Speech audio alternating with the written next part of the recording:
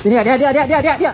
Arestado ang isang hinihinalang sangkot sa online sexual abuse and exploitation of children matapos masakote sa entrapment operation ng pulisya sa Pulok 3, Barangay Tabacan, Iligan City, umaga Abril 2, 2026. Kinilala lamang sa alias na Ads, 30 anyos, ang suspect na residente ng nasabing lugar. Ayon sa ulat, isinagawa ang operasyon bandang alas 7 ng umaga ng Iligan City Police Office, Task Force Against OSAIC, sa bisa ng warrant to search, seize, and examine computer data.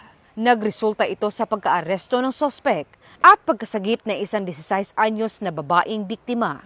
Natukoy rin ang isa pang individual na isang 20 anyos na lalaki na ginamit bilang minor de edad sa mga materyales. Nasamsam sa operasyon ng isang laptop, isang flash drive, at 2 mobile phones na pinaniniwala ang ginamit sa krimen.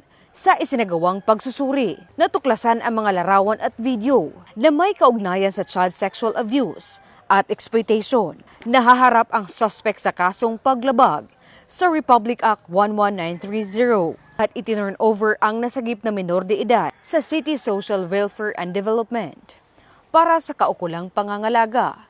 Kasalukuyang nasa kustodiya na ng Iligan City Station 4 ang suspect para sa kaukulang disposisyon at pagsasampa ng kaso.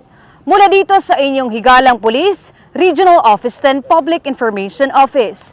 Ako ang inyong PNN correspondent, Patrol Woman Jane Rose Bohol, alagad ng batas, tagataguyod ng Balitang Pulis.